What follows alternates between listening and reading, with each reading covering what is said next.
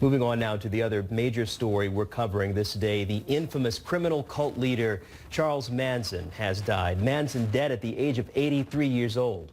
California prison officials say that he died of natural causes on Sunday. Manson was serving 9 life sentences for murders carried out by his followers. They were called the Manson Family. CNN's Stephanie Elam looks back at his life. 1, 2, 3, what are we fighting for? California, 1967. The summer of love at its peak. Charles Manson arrived on the scene with folk music and a flock of ardent young followers, but with much darker ambitions. Manson may be the most famous, notorious mass murderer ever. The summer of '69 was marred by gruesome murders that shook the nation. 5 people killed at the home of Hollywood star Sharon Tate, and another couple murdered the following night. These murders used to be called the Tate murders, and then some people call them the Tate LaBianca murders.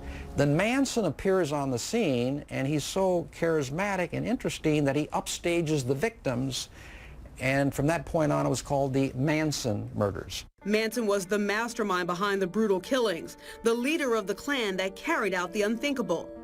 He was convicted of conspiracy and murder in 1971 and infamously went down in history. I do a lot of things on the world that you guys don't see.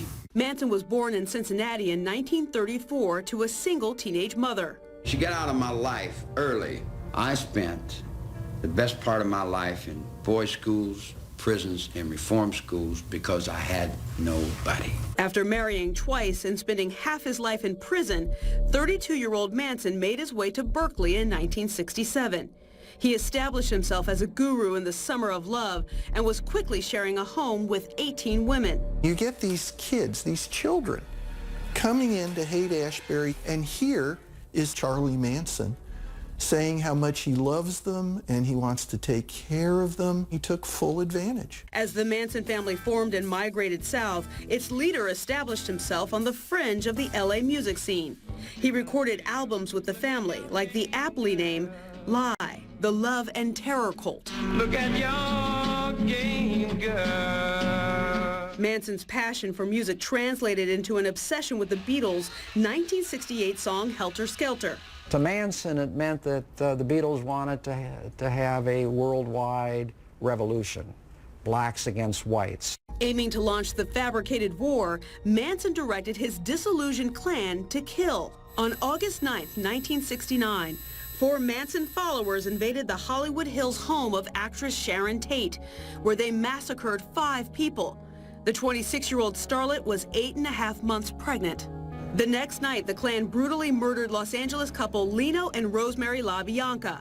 At both homes, they left behind shocking murder scenes. When those words, helter skelter, were found printed in blood at the murder scene, that was tantamount to Manson's fingerprints being found at the murder scene. After evidence in the cases mounted and a high-profile trial, Manson and 4 followers were convicted of 9 murders and sentenced to death in 1971, which was downgraded to life in prison when California banned the death penalty. The notorious killer appealed for parole 12 times. If I'm not paroled, and I don't get a chance to get back up on top of this dream, you're gonna win.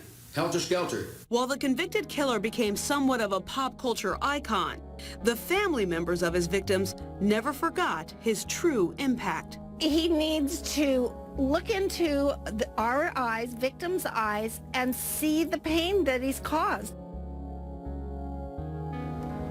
Stephanie Elam reporting the death of Charles Manson at 83 years old.